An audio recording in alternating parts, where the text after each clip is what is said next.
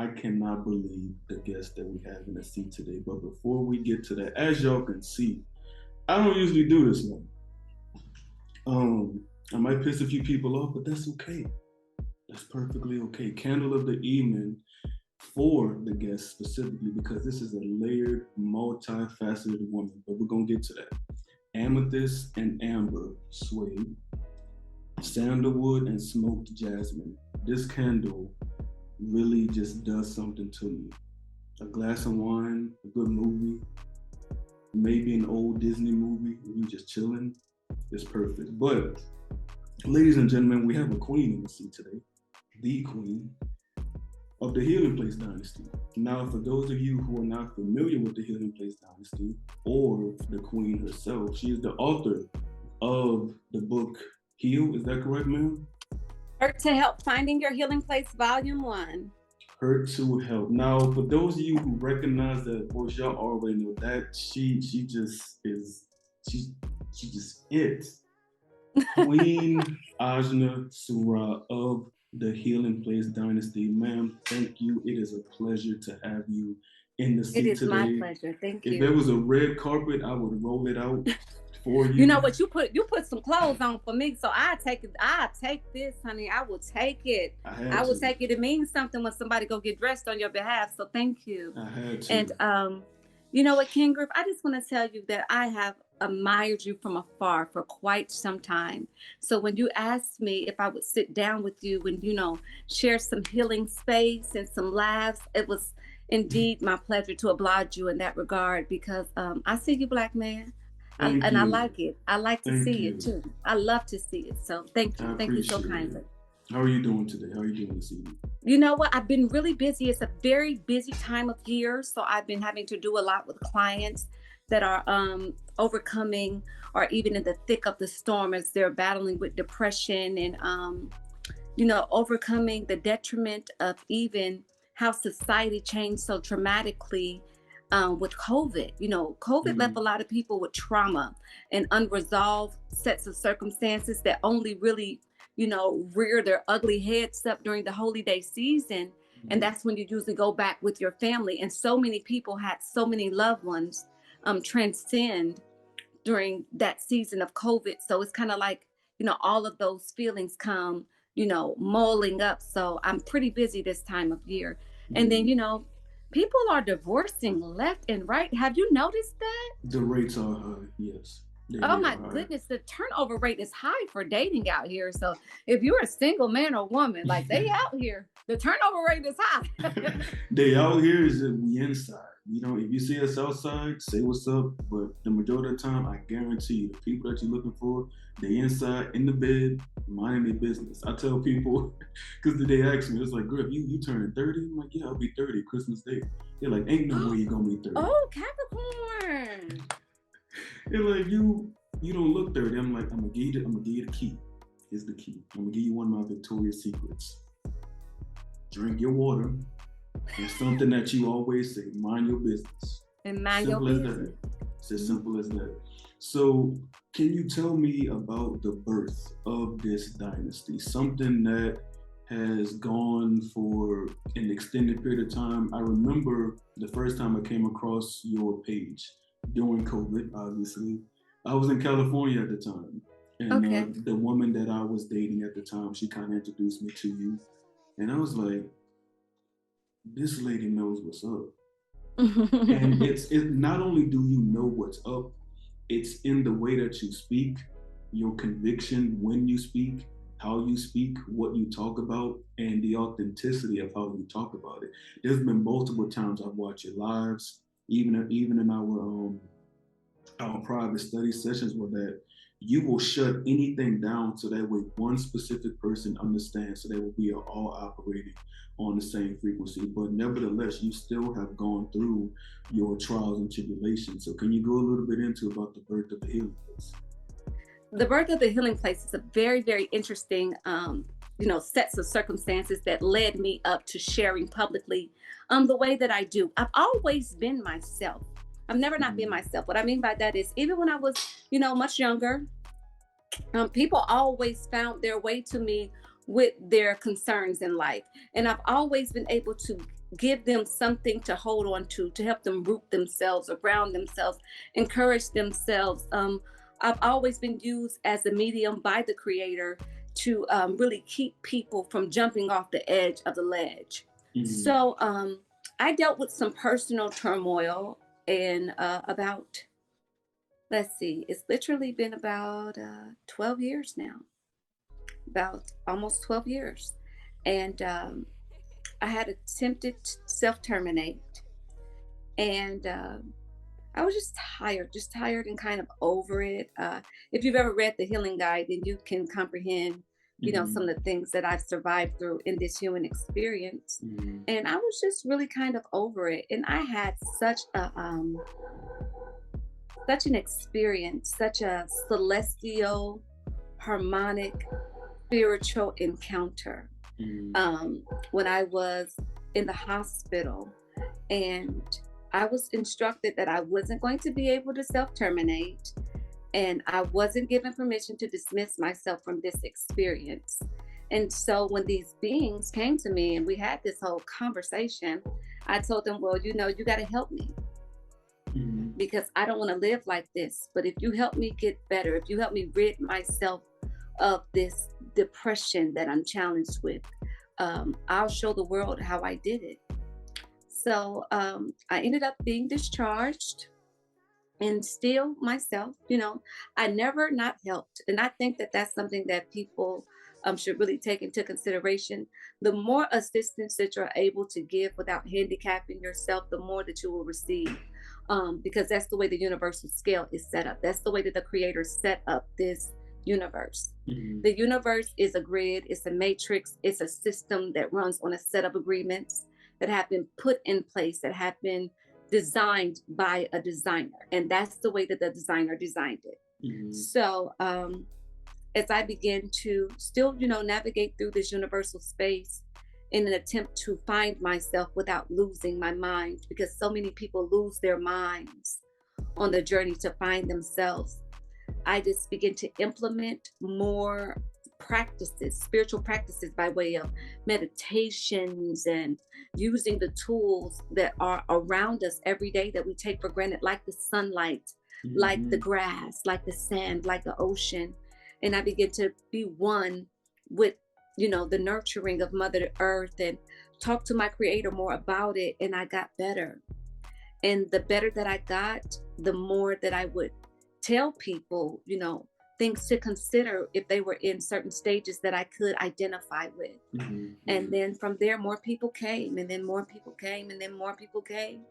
And then somebody suggested that I start a social media page, Mm-hmm. specifically Instagram. It was in like, I originally birthed the page in like 2013, was on it, a little on and off for the whole year of 2014. I took off of it. I just took a break. I was navigating through some experiences. And then in 2015, I really began to dig in deeper Mm-hmm. and share my thoughts. And the people came. It's like the field of dreams, dear King. If you Mm-hmm. build it, they will come. They will Uh, come. So watch who you're building it for. So that is the birth of the Healing Place Dynasty. It was just me sharing my testimony and letting people know that you don't have to be a prisoner of anything, not even the things that you survived, not even the people that preyed on you, not even the person you was yesterday. You don't mm-hmm. have to be a prisoner of anything. Everything is one choice away.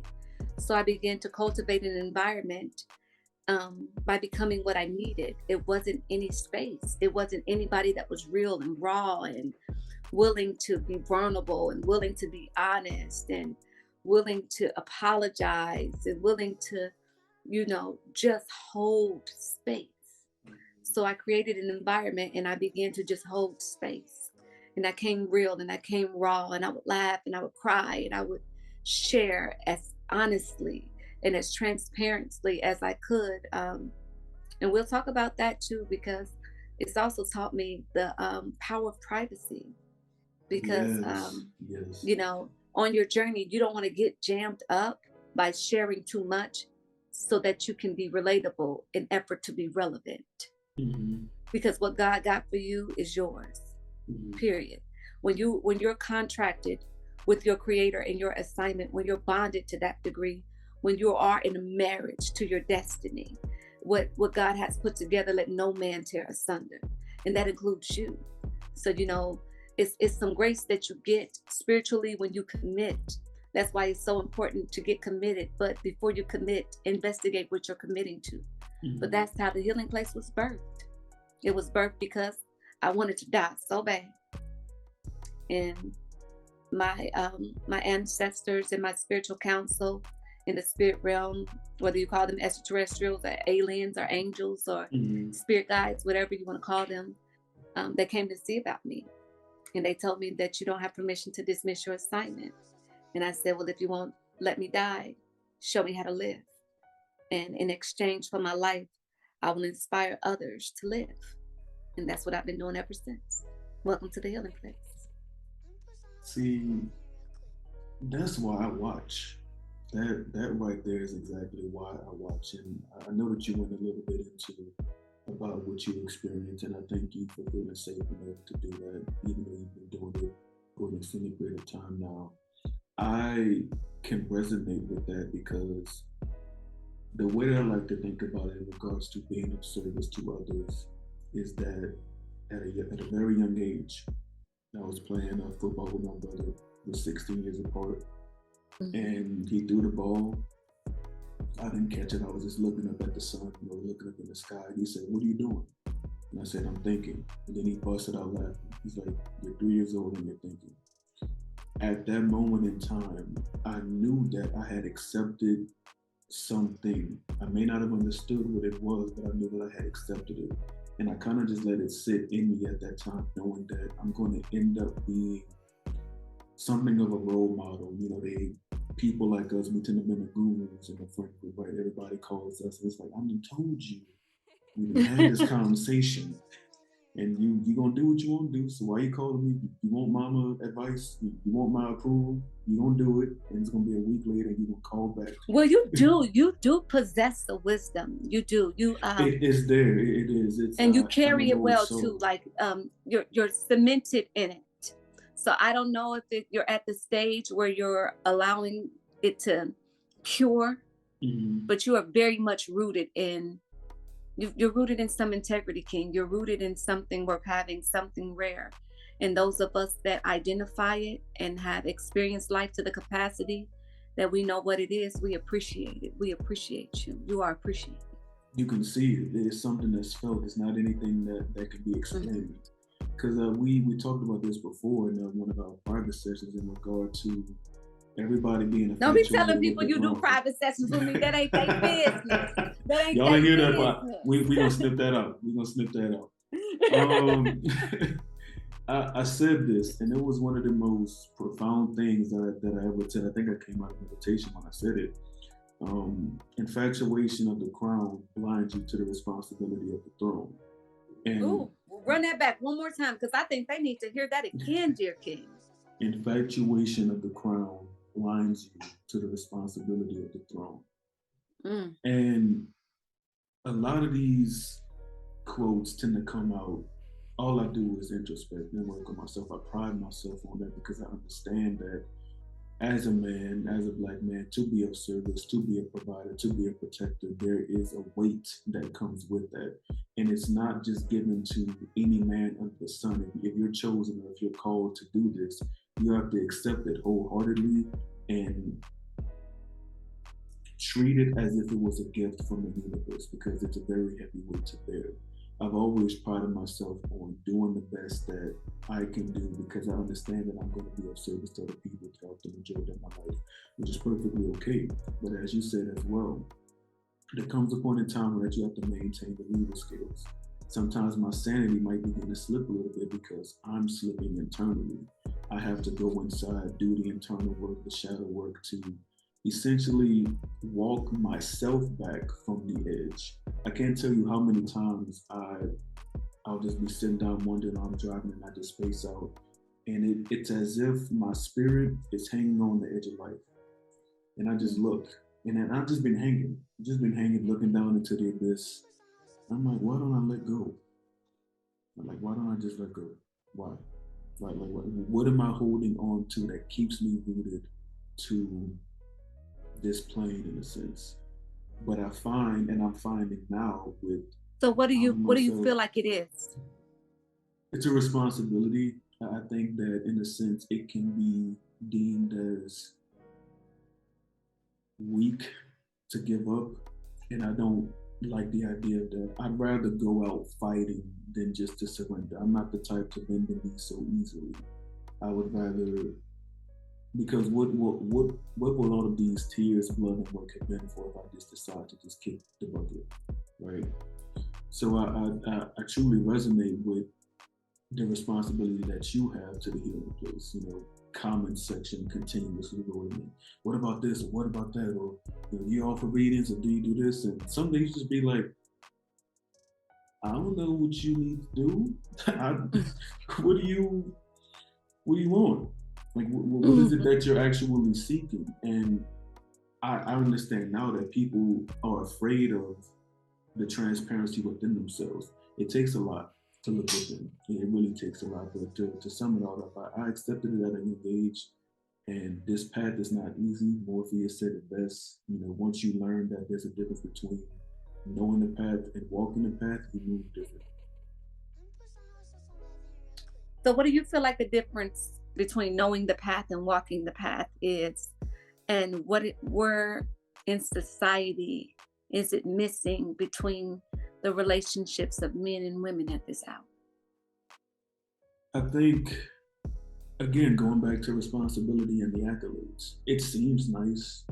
Oh hey queen, oh hey king. It seems nice. It feels good.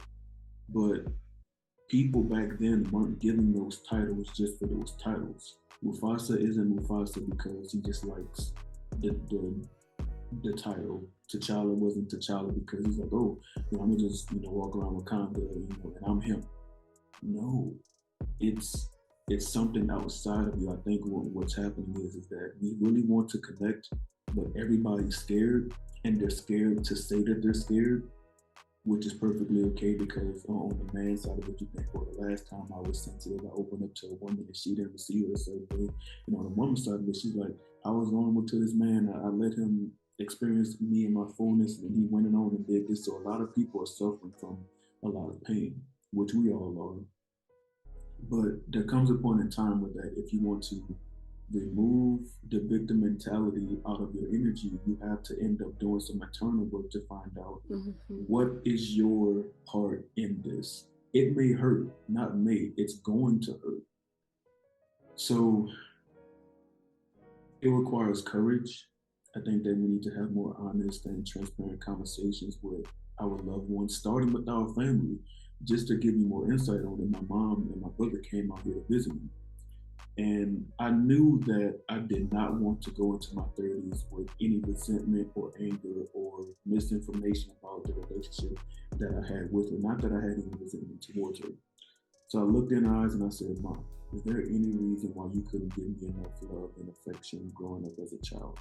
Because I realized that due to that, or at least in my experience, I saw how that played out in my romantic and love life, people pleasing, um, neglecting myself for the sake of being in the space of something that feels good, even though it's not good for me. And I was scared. I'm like, no, what you gonna do? Oh, that's pretty big talk. It For is. you, a man of your caliber, to even be willing to verbally express the fact that, not being accepted was and is and still can be a terrifying experience for you. Mm-hmm. But because you're stepping into the arena of identifying that you're worthy of acceptance, the caliber of acceptance that you don't have to force anybody to see or to feel or to appreciate. You just show up as yourself. And upon your arrival, those that are meant to be in your cipher will be able to identify your value.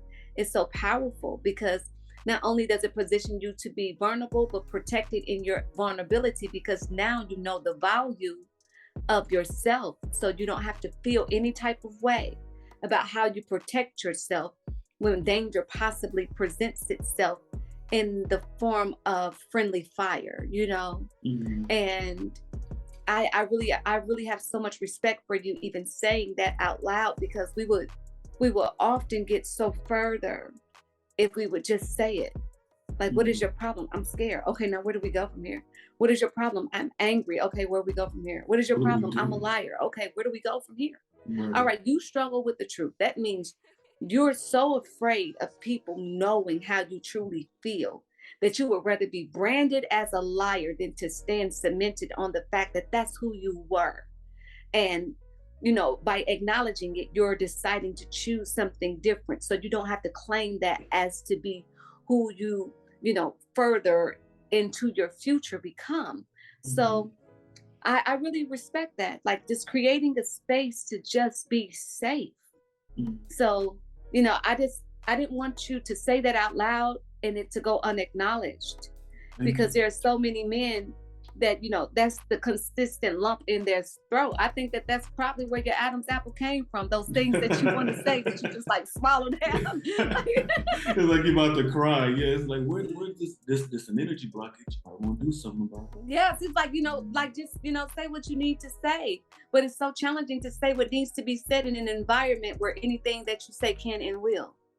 Will be used against you. Growing up in an environment where Ding, children are ding, meant to be ding. seen, not heard, how do we bridge that gap of you're human, I'm a human? Yes, I'm your son. Yes, you're my mother, but I want more of an intimate relationship with you outside of you being somewhat what's the word I'm looking for? A tyrant. I didn't Hmm. I don't necessarily like that. And so she just said she was in survival mode, and that made a lot of sense. And going back to your experience with your sons, the way that you interact with them, to a degree, it helps me because I love them boys. I love them boys so much. I like seeing y'all interact. I'm like this. It also makes me keep my eye out for the type of woman who says that she wants a family in regards to being a mother. How will you You want to know interact with your something? children? Go ahead. I never wanted children.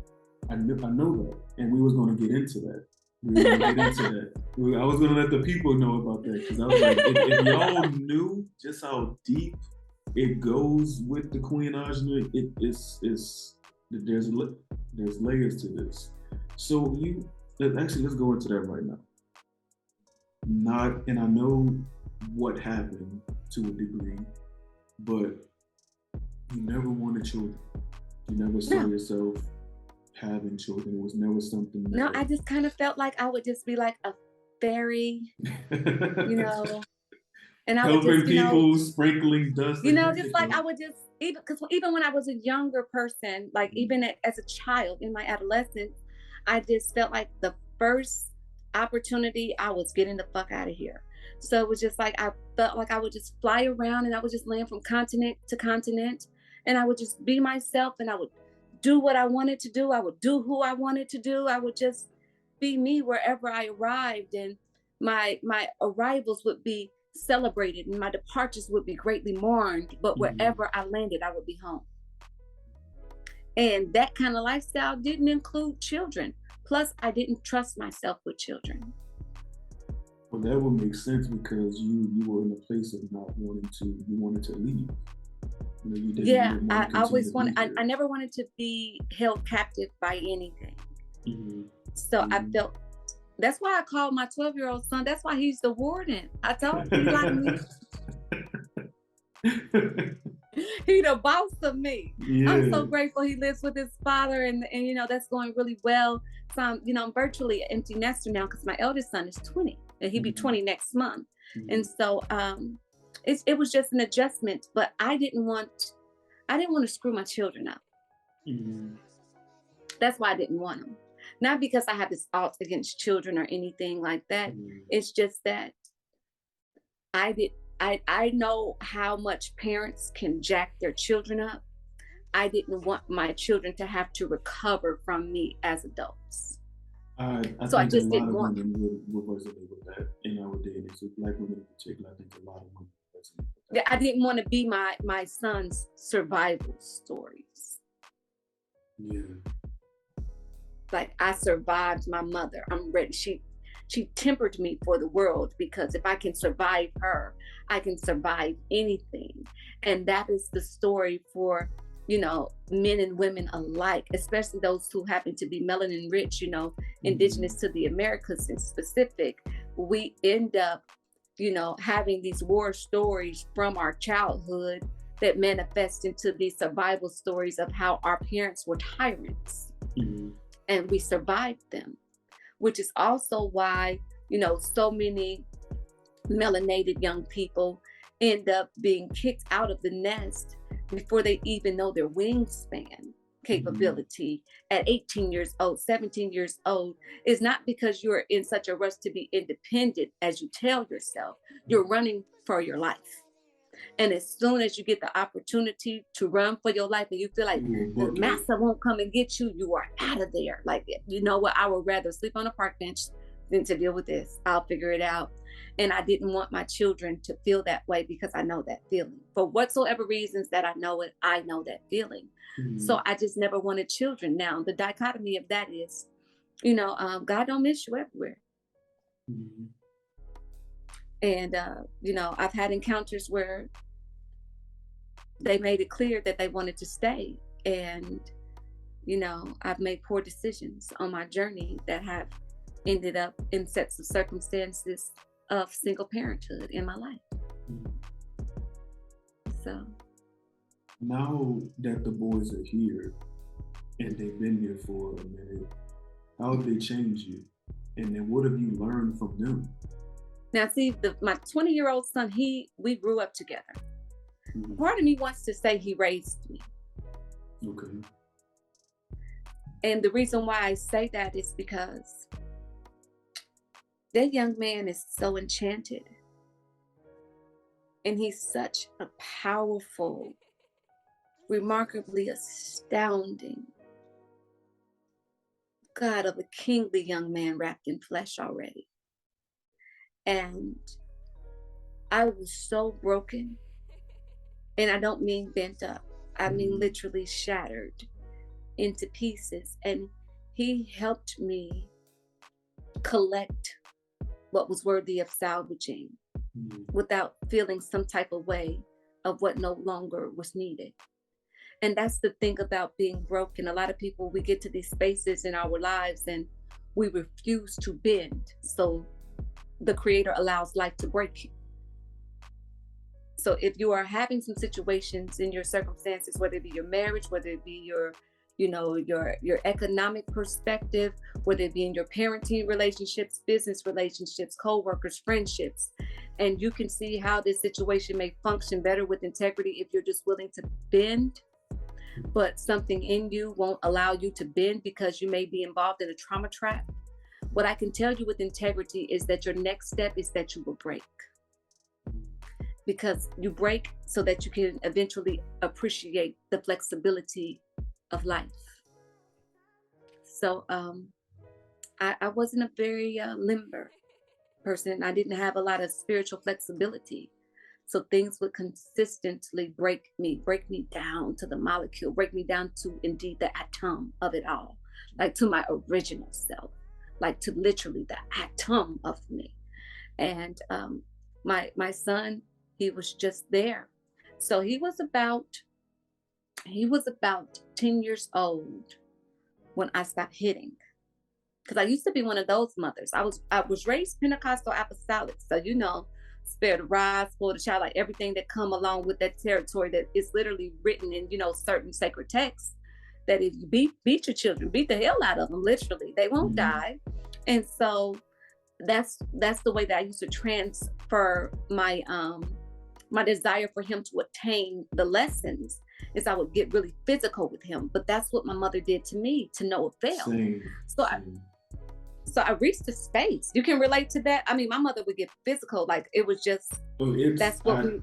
I recall, and I even told this experience to a friend of mine, and she busted out in tears because she could not believe it. Compared to the the physical altercations versus who I am today, she she's like, I don't know how you even got through it, but yes, I experienced that. Yes. King, God is so good like that, though. Like God is good like that. And even the scars are simply to remind you of who you are. And the creator leaves us with scars so that we don't have to go through that again. You know, sometimes we want to be left without the scar, but the scar is so you can remember. Because if you don't, you're going to forget. And when you forget, you get fucked up all over again. Because how soon you forget, you know, wisdom has really good memory. And some things you're going to have to remember to forget. And that's where forgiveness comes in at. But you better remember them. And it'll leave you with a scar so that you can recall when necessary. So my mother, she did her best, but she was also a trauma. My mother was a hurt daughter. That's the best way to put it. And her daughters, like her fathers hurt sons. Because her fathers, you know, are hurt sons that hurt sons. And her, you know, mothers that hurt daughters are her daughters. So, you know, with that being said, I experienced a lot. So my son was about, you know, 10, 12 years old when I decided that I was going to take a different avenue. And I was going to raise my children differently. And the first thing that I stopped doing was I stopped hitting them. And I worked on the way that I yelled at them. Because this is the thing. I don't want you to think that the moment a woman loves you, because you know your mama loved you, that is her license to abuse you. And that was something that I really wanted to translate to my sons. So my boy was about, you know, 10 years old, 12 years old when I retired the hitting. So that was the first stage of me, you know, renegotiating my contract with parenting. So my 12-year-old son, he didn't get the mother that my 20-year-old son got. And my 20-year-old son tells him, like, you don't know her like I know her, because he does know me differently. My brother says boy, the same thing. Like, he she would have me knocked my teeth out, boy. You still got teeth after you said that? Yes. He even told him, like, his birthday was Sunday. My Scorpio son had a birthday Saturday, Sunday, the 19th. And he had said something sporty. And his brother told him, see, you don't know mama, because mama used to put hands and teeth and feet on me. He ain't lying though, because I know exactly what he's talking about. My brother. So that was really like the stage where my eldest son, I was a baby, you know. I was a baby with a baby. Babies raising babies. Yeah, because children raising children. Yeah, because when hurt mothers who are hurt daughters hurt their daughters, then their daughters hurt their daughters and their sons. So on a lot of levels, I am indeed a first generation curse breaker. So my relationship with my eldest is really different because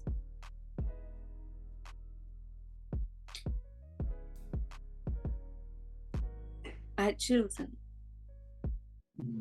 I choose him again and again and again, life after life after life. I choose him. And that's because I wouldn't even know how to choose me without him. Isn't that funny how God works in that way? Your child ends up being the one to, I don't have children, you've never been married, but I've experienced this with my mother specifically. So I resonate with it because God's like, all right, you need a friend, you need somebody to help. Give me 1 second. There you go. 10 years down the road, you're like, oh, he's teaching me. And he's helping me. And then you know our parents, like my mother's generation, oh, you can't tell me, and da da da. And I'm like, this once she get through the yelling phase and she can calm down, I'm like, nah, mom, if I was to call you and do what you just did, what would you do? Oh, I'd curse you out. And I'm like, you see, that's a problem. So this gonna stop with us. This gonna start with me. This gonna start with you. We're going to be better because I don't want this for you for the rest of your life.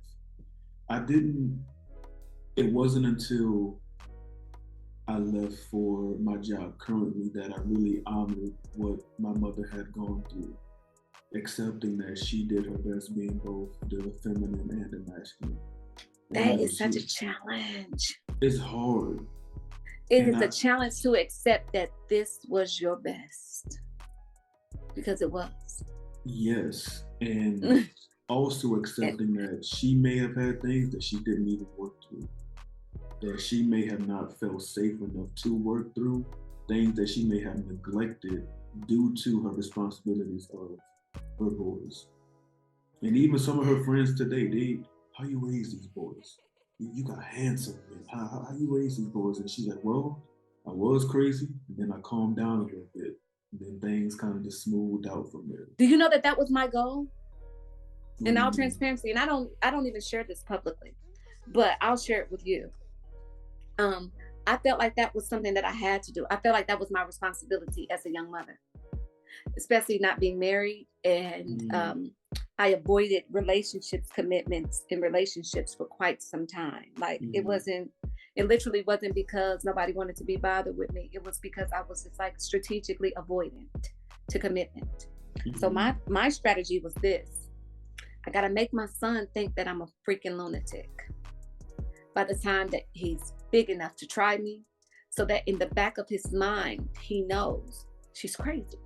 mm. So don't buck on her, because ain't no, like, she's like, You're gonna there's no find out. telling. You will find out. So just Yeah, so like, and as as traumatizing as that is for him, and I acknowledge it, and we talk about it, and we heal, and we love our way through it, and I apologize to him until I'm blue in the face sometimes, because I want him to know the importance of not having to be something that you don't want to be, just to prove to somebody that you are who you say you are, because you're not who you say you be.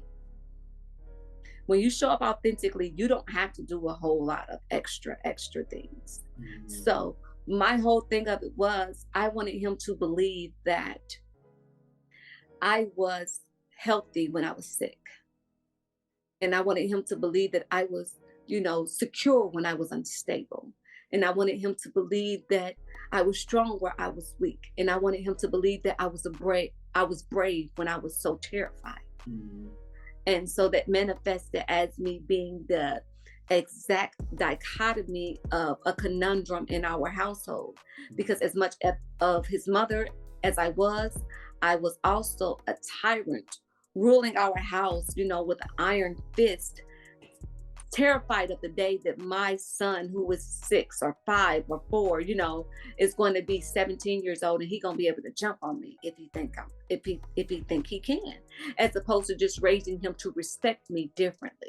I mm. raised him to believe that, like, you don't try women because your mom's a woman and your mom's a lunatic, and you don't want to have to deal with your mom about how you handle women. So just treat everybody right. I had that conversation with her because she.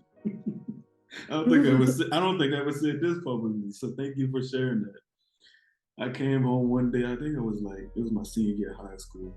She like, why you always with the snow bunnies and the hot tamales? That's what she called Latina one, the hot tamales. I was like, do you really want to know? And she's like, yeah. And I'm like, okay, I'm scared. And she's like, okay. I was like, cause if they like you, then I don't wanna deal with them.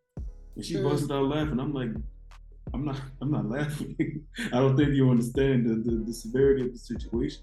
And she's like, well, what you mean? Like, cause where's the peace? Oof. Like, where's the when now we can have conversations like how we're having now, but before it wasn't like that. And she kind of accepted it and went on about her day. The conversation went a little bit further, but I resonate with that because I remember that conversation too. And I think she realized that I was changing and molding in my ways of trying to find a different way to connect with her, because I understood early on that her being, I think she was the only girl out of her family. Then her father had like 30 some children. He's rolling out there. So I'm Oh, you got a Rolling Stone. she does. No, She that's your papa. does. Yeah, and I never met Your my papa was a Rolling grandparents. Stone. I always wanted to. I always wanted to get their side of the story. Never met them. Never had the opportunity to meet them. But I believe that they're guiding me in more ways than I know right now. Um, I wanted to build a different relationship with her. I didn't want her to be so rooted in survival mode and being on the defense that she didn't allow people to see her when she was at ease. So before I left, I was like, I'm gonna I hug was you. like that. I was so just just afraid to be vulnerable because of what happens when people sense the chink in your armor, knowing that you're not protected. So you got to be angry. You got to go out like with your game face on all the time, like you can't even afford to smile at a stranger because a smile is an invitation. It's like a dog in a corner that's been beaten over and over again. It is going to attack, no matter. It takes time, but it will attack initially. Mm. Yes. Was that how you worked through bridging the gap, or I guess in this case, once you bridge the gap, you destroyed it from the hurt place to the healing place. We talked about this briefly a little bit, and I want to say maybe this is kind of how you bridged that gap and then destroyed it and kind of just left it behind because you were a different woman in both phases of your life. Yeah, I feel like I'm on my fourth or fifth life in this life. Yeah, I genuinely do. yeah. I really Sometimes do. I look up, I'm like, yo, can I speak to the manager? No, What for is real. Like, going can you put on? somebody on the phone? Because I'm for real. For real, because that's why I was talking to my homegirl and I was saying, listen, for real, I need to speak to the manager. Let me Like, speak to I need him. to talk to somebody. The father. Oh, he's not in? Hey, tell him it's me. He's And I gonna don't pick put me up. on a main line no more. I don't want to call the main line because I've been on hold for 20 years. Put somebody on the phone. I need some answers. Like, I get need me some him. help. Get me the man. Yes, the All Father. Get yes, the most please, the Most High. Not Get now, but him. right now. He's sitting there looking like, yeah, keep him on hold for like 5 more years. Yeah, patience is a virtue. It is, and they tell me that all the time. Like, bro, if I have so much patience, I'm like, bro, you learn patience being with yourself. You learn how to be patient with yourself within your own healing process, because when you realize that you have a responsibility outside of you, it Mhm. requires a different level of attention and attention.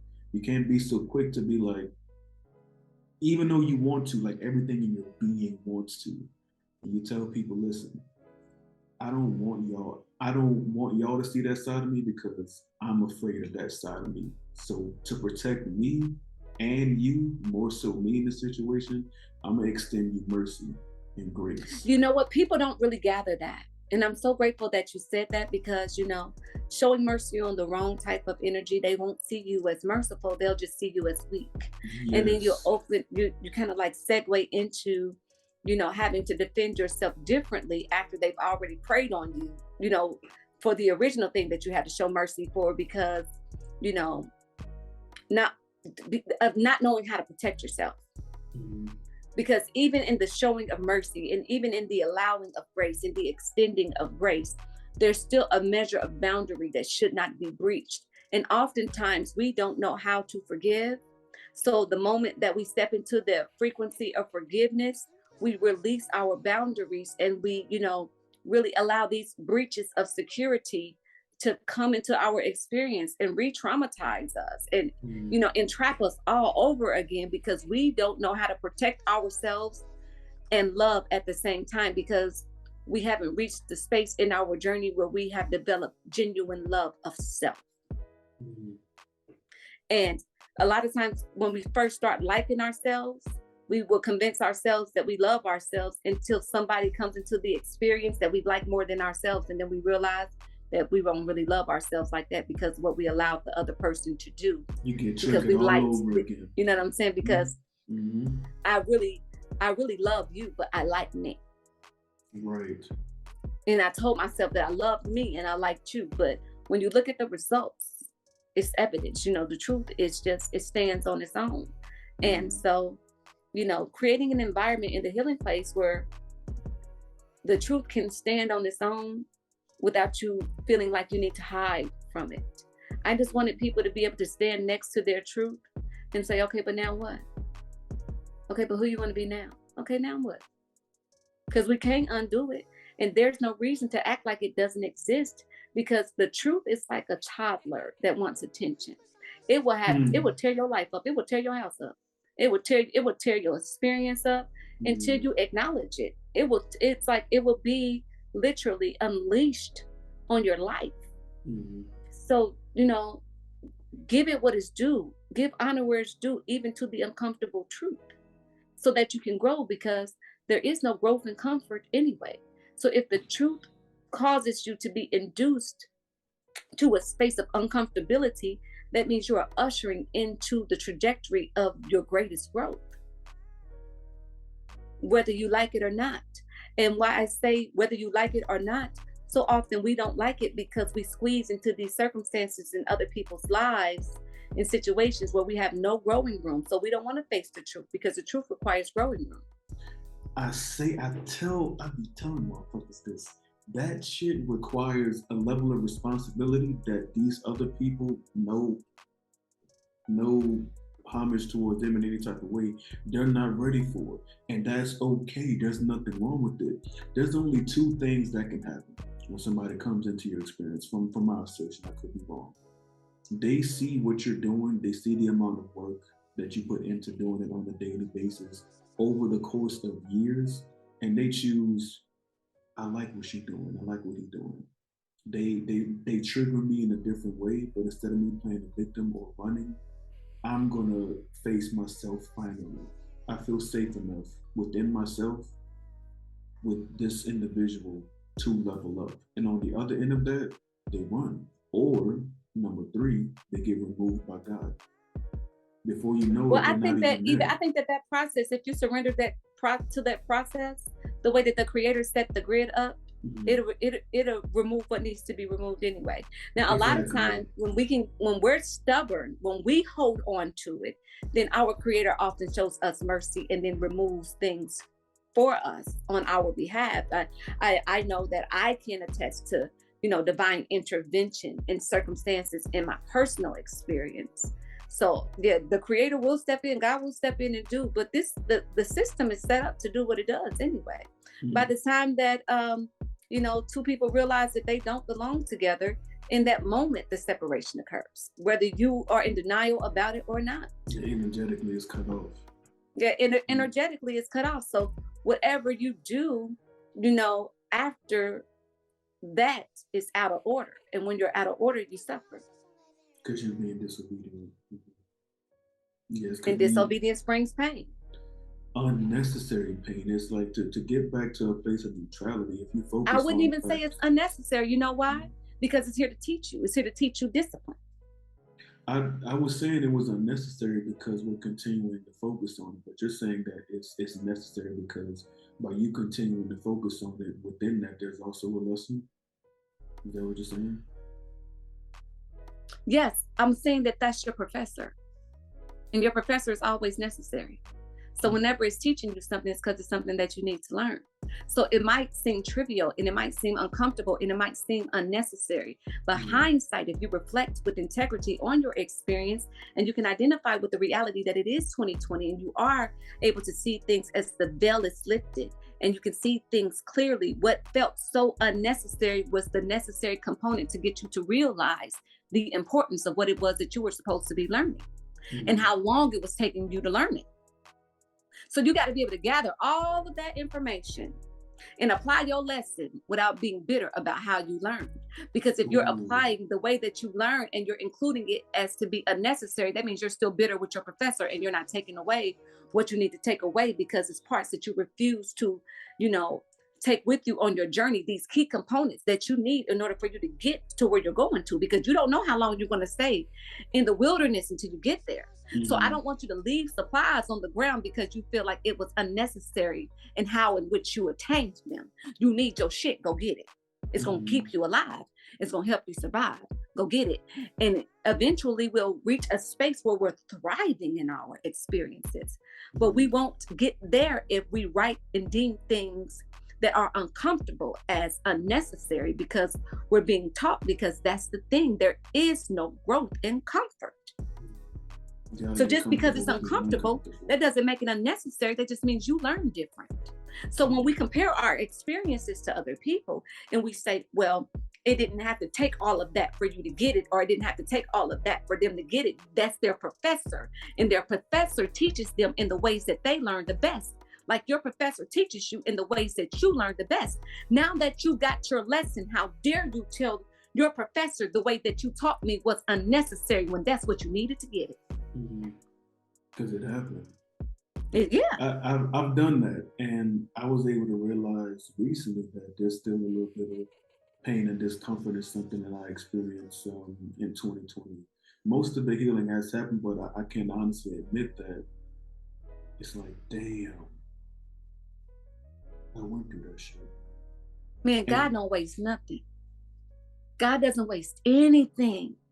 So the part that you want to leave on the table, see, even if you look at it from perspective of the holy text, right? Let's take the Bible into consideration, the holy text, and the parable of the 2 fish and the 5 loaves with Yeshua in the increase, when Yeshua fed the multitude.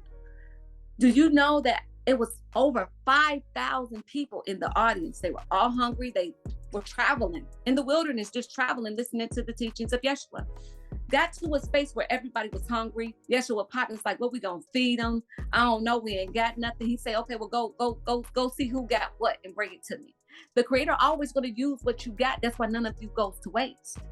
You might think it's unnecessary. You might think it's insignificant. You might think it's not enough, but it's so what you need. So as you are doing inventory on your experience, the very thing that you feel like is unnecessary are the ingredients to your increase. So the Creator goes and tells his partners, okay, go find out. They come back and say, okay, it's a young boy. He only got 2 small fish and 5 loaves of bread. This ain't gonna be enough to feed 5,000 people. And then Yeshua stepped into his divinity and said, let me show you something. Let me show you what happens when you think it's unnecessary.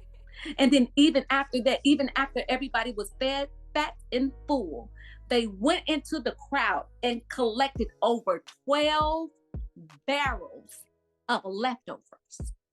Even the leftovers didn't go to waste after the increase. I say that to you to say that the part that you feeling like is unnecessary and you didn't have to go through it to get that, and that was, oh my God, I'm talking to me. Isn't that something too? When you live or when you write something,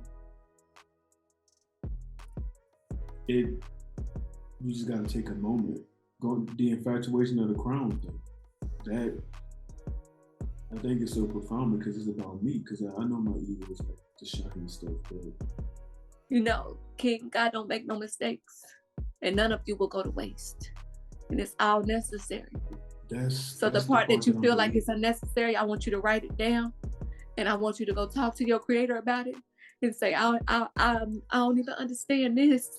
Because this feel real unnecessary. I don't think I needed to experience this. This was a bit much. And watch the God of increase show you what it do with the things that we feel like aren't enough and are unnecessary. I know we running out of time, but I will say this.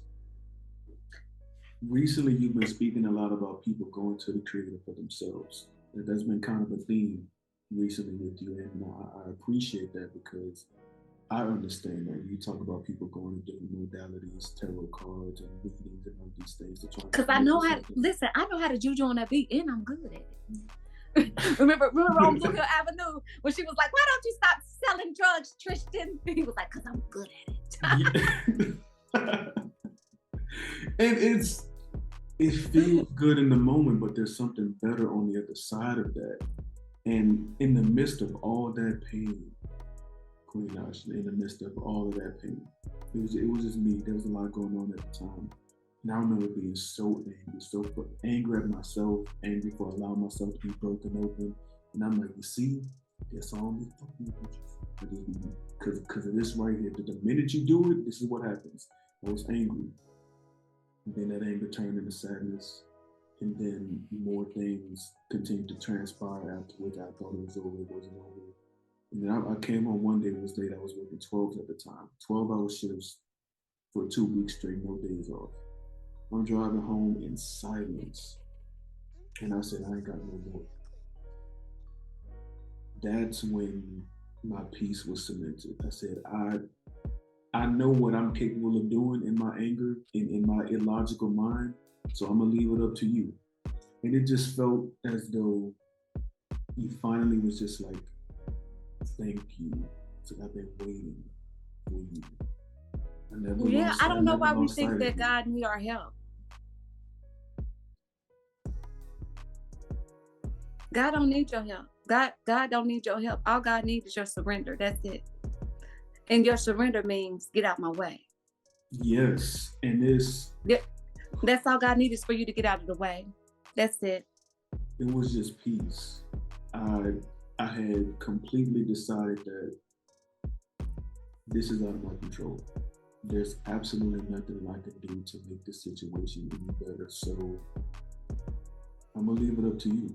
And I don't like the idea of praying or begging or asking because I think that we tend to do that when we know we did some shit we were supposed to, and that's the only time we talk versus just having a conversation and Hmm. establishing a relationship, which is something that I learned from you as well. But in that moment, my peace truly was cemented. So much so now that I have a saying. I told my sister, I was like, from this point on, man, it's peace over pussy. And I just stamped it. Ooh, bars, I just stamped it. bars, bars like the county. Do you understand me? I Bars like cemented it. Alcatraz. I cemented it because I, I got through it. I got through it, but there's nothing like having that peace. I tell people now the exit sign don't discriminate. They don't say man, they don't say woman, they don't say dog. They just say exit. So, and you've said this before. I might want you here, but I will walk you out of the door with tears rolling down my With tears eyes, in my eyes, I will, honey. and I I will don't let gotta you worry about go. that. I won't just open the door for you. I'll walk you to the door. I'll hug Well, you, I'll get you but you gotta things for go you. Well, peacefully, I will escort you out. Bitterman, with a face full of tears. and But you this, got to get the fuck out of here. You got to leave. It's time for you to go. yeah, It's got time to for us to go. wrap this up, baby. Yeah, we this is it. But it's that I wanted to end on that note because I know that it's really difficult for people right now to feel grounded in something. A lot of people are looking for that internal peace. They're looking for a way of getting to it. And I think with anybody, man or woman, it's usually something that happens outside of you and some type of turmoil within you that you end up surrendering to say, I finally allow myself to experience this level of peace that I always thought escaped me. And then you learn to cultivate it, you nurture it, you protect it, and you protect it heavily. Kevin Gates said it best. There's gonna be a cold day in hell if somebody try to come and take this from you because they don't know what But you went through to get that. I also believe, dear King, that those are the components that usher you into a space where you're genuinely able to give a proper audit and appraisal of what Mm-hmm. it's worth. See, it's going to take a certain amount of agitation. It's going to take a certain amount of betrayal. It's going to take a certain amount of conflict. It's going to take a certain amount of, you know, humiliation to get you to a space where you aspire to have a peaceful life above your pleasure. And then it causes you to renegotiate the will of that in which you find pleasure in. Because there are some things that I used to not care about that matter the most to me right now. They didn't matter to me at all until my peace was disturbed. And those It's things different. at one space in my journey, I would have said they were unnecessary and I didn't need them, only for me to be introduced into a set of circumstances where I realized they are very much essential. Mm-hmm. But the professor had to teach me that. In a way that the professor taught me that, I want to say that it's unnecessary, but I needed to know this. See what I'm saying? Mm-hmm. And I wouldn't have learned it without that. And we don't So get I to just go to choose how my the creator lesson and I say, comes. waste nothing. You know, I don't want to be wasted. I have such an overwhelming desire to die empty. Every drop of what the creator bestowed upon me, in me, through me. I just want to make sure that I really do right by what I've been given. Mm-hmm. And I can identify spaces in my journey where I've been such a poor manager over what I've been given. And it's kind of like when you finally touch some real bread. Like real hustlers know you're gonna F the first bag up. You're gonna jack your first. Anybody that ever touched some bread, like, you know what I'm saying. I'm not even talking tax money. I'm not talking tax money. No, definitely not. I know what you're talking about. That shit is gone. Listen, you're gonna blow your first bag. My mama say they go up in flames. The minute it hit your hands, understand me? It's just gone instantly. Like, how you 20,000, 30,000? I'm like, woo, where does money go? Yes, fast. But it just teaches you, like, after you've had it, now you know that you can get it. And if you accept what happened with it the last time, then you'll position yourself to do something different with it when you attain it again. So it was all necessary. Mm-hmm. So I just hope that, we're positioned where we can have our perspectives altered, where we can see more clearly that which is necessary, and we stop centering our circumstances around comfortability and still expecting to grow. And I really just recommend people talk to God. And when people are like, well, what you mean by God? And I do talk to the Most High. And what's God's name? Listen. I'll be seeing the comments. I'll just be like, this not mine. Shut your ass up. She got it. They just be quiet. But you know what I do? Because I know that space. That's right. A familiar territory for me. Mm-hmm. So where I started was I would just touch my beating heart in my.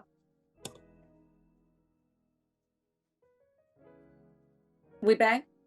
Yeah, you didn't leave. Okay. I would just touch my. Yeah, it did. Mm-hmm. Something happened, but long as we back, we're good. Okay. And I would just touch my beating heart in my chest,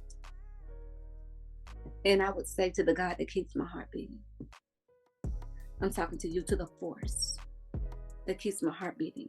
And even though the universe is alive and this matrix is alive, it don't keep my heart beating. Even though I am empowered and astounding and a miraculous creation, I do not consciously keep my heart beating. How do you know that? Because I'm conscious speaking to you right now. This is an effort. This is something that I'm doing. I am breathing, but I am not consciously taking breaths. How do you know you're not consciously taking breaths? Because when you consciously take breaths, you stop and you breathe, and that is your effort.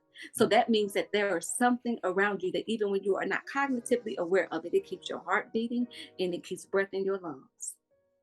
Whether you are asleep or awake, whether you are happy or sad, angry or frustrated, whether you are elated and or confused, whether you are sad, whether you are in turmoil, whether you are navigating through a space where you don't know what to feel and emptiness abounds, it still manages to keep your heart beating.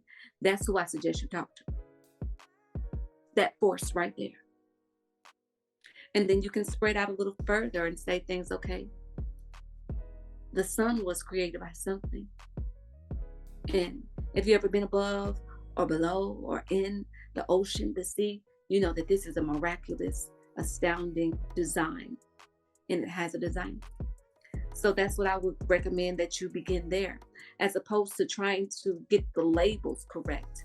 Make sure that you're addressing the proper energy, because it really doesn't matter, if your package gets there or not, if the contents of your package are incorrect anyway. So get your intentions in order. And you'll eliminate a lot of energy, a lot of entities, a lot of frequencies, including but not limited to the Orisha and the Lo and, these other entities and gods and deities that are, granted a space and a measure of power as they operate on the grid, in the matrix, in this universe. Mm-hmm. When you start talking to the creator of all things, they got to move out of the way, because they know that they might be something, but they're not the creator of all things, because the creator of all things is their creator too. Mm-hmm. So, no matter how much of an amazing manager you are, it's time for you to move out the way when I tell you where your boss at. How do I get in contact with the owner of the company? Even the VP sits up in their chair when you ask to speak to the founder. Mm-hmm. So that's what I recommend people do. Like I know that it may kind of be uncomfortable at first, but that's the only way to truly get in touch with the right energy is if you go in with the proper intentions and with the intention to talk to your creator. And it's a whole lot of things out here that can do a whole lot of different, you know, activities, but it can't create you, babe. It's not your creator. And even if it attempts to break you, it still has to go get permission first. So let's go find out who they're getting permission from. I remember you saying that before. You said, I won't speak to nobody but the boss. I just want to talk to the boss. Phone, please. Thank you. That's it. Yeah. Gotta wait. I just want to talk. Tell me something. Where your boss at? Because it was a very detrimental experience. But I wouldn't even say it was a very potentially detrimental experience for me spiritually when I began to dig in deeper and deeper and deeper. And I found out my plug was plugged in. Yes, I remember you talked about that as well. You said they answer to somebody. So instead of me beating them around the bush, let me just go straight to the source of the power. Yeah. And then once I learned that I can establish a connection with the source, well, then everything else is just, I mean, is it? Yeah, because everything else needs you to do too much, and God don't need no help. So let me talk to the God that don't need no help, because in order for you to help me, I got to do too much.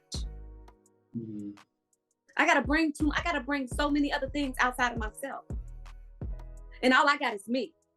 So I need the source that can do it with just me. And if you can't do it with just me, I'm not talking to you. You ain't powerful enough. Because there's some power out there that can do it with just me, and that's who I need on the line. I don't need you to need me and a goat and a chicken and a this and a that. I don't got it. I don't got it. I fell into that, people being taken advantage of with that. Because I think people are very sensitive right now. And there's an energy of yearning for connection, and the matrix knows that. And people be so eager that their childlike wonder falls into what they think. There's some power out there. It really is. It really is. There's some power out there. I know. Brother, I see them. I see them. With my own 3 eyes. I see them. I see them. Shout out to Brother Folklore. He always says, he's like, brother, there's a spiritual war going on out there. He's like, she ain't safe right now. Like, powerful brother from Cameroon. I'm blessed that I met him. But you are absolutely correct. I think now more than ever, people need to find and get in contact with whoever they tend to resonate most with as their creator, ground themselves in it, nurture it, cultivate it, because some would say these are the end of days. Other times in life, they say those are the end of days, but we're here now. So I think that it's very imperative for people to learn all that you can learn, get into her subscribe section, because I have got to go over there. And work with they miss you over there. They miss you. Because it'd be like, when we gonna get in a session? I know, right? I want to learn. Like, what book is that? Where'd you get the book from? You like, I gotta get off of here. I have stuff to do. I do. I be having so much to do, but I still want to make time to, to do what I'm supposed to be doing, because, you walk a thin line doing the good thing and not the God thing. And then, you'll get to the space and you'll wonder why you're not being rewarded accordingly. And it's because, okay, but I didn't tell you to do that. I didn't tell you to do that. It's like your child cleaning up the house. And when you tell them to clean their room up, it's like when I vacuum downstairs, I didn't tell you to vacuum downstairs. I told you to clean your room up. But I put the dishes away in the kitchen. I didn't tell you to unload the dishwasher. I told you to clean your room up. So I'm learning that what happens when you obey, it really positions you, it fortifies your protection, and it keeps you in order. And if you are feeling like you're suffering in your life, it's because you're out of order. And the best way to gauge where you went astray is to, seek where you first begin to do what you wanted to do without consulting your creator. Isn't that what all the parents say? You know why you're getting your ass bust, huh? You decided to do what you want to do. And you can't, we can definitely do whatever we feel like doing, but we're not relieved or released in any way from being accountable to what it is that we done. And see, you may not get caught for everything that you do, but you're going to pay for everything that you done. That part, yes, because you think what you And then get you from pay in the parents. sets of circumstances that seem so unnecessary and they Mm. seem like overkill. But get your lessons, baby. Why is this happening to me, God? And God's like, really? And we be telling our creator who we not. And then we end up in circumstances that unveil to us who we are. And then we don't like it. Well, stop saying what you're not. Mm. I ain't that strong. I could never do that. I could never. God be like, okay. It happens every day. You may see somebody that, a loved one or something, like they're burying their children, their spouse, their, husband, wife, mother, father, like, oh, I could never bury my daughter. I wouldn't know what I would do. And God would be like, okay. Since you couldn't. So it's so important for us to learn the importance of tasting our words before we spit them out too. Mm. So it's a process.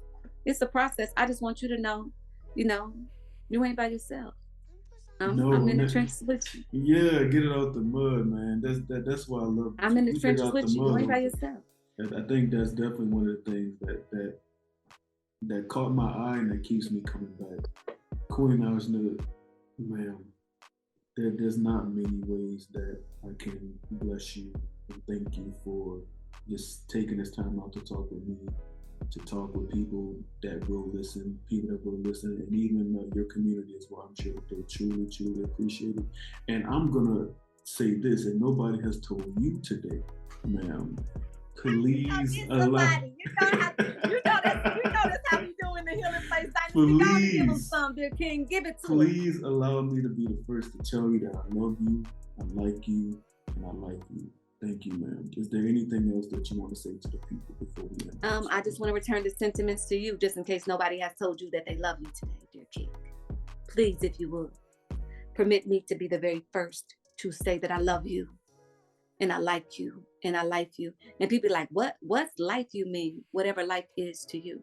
Whether you go outside and you feel the sun warm on your skin, and that's life. Whether the wind blows the breeze through the trees and you feel it, and that's life. Whether you bury your feet in the sand on the beach, and that's life. Whether you walk outside and you can taste the salt in the air because you're that close to the ocean and you feel the dampness, and that's life to you. That's what I mean when I say I like you. Whether it be you look into the eyes of the person that you love and you want to live another day because you don't want to disappoint them upon your dismissal. So you hold on a little bit longer. I want to tell you that that's life to me too. And I know that feeling. And I like you today. And yeah, that's all I have to say. Thank you. Ladies and gentlemen, Queen Ajna Surah of the Healing Place Dynasty, Check her out on IG. She actually has a podcast that has just released as well.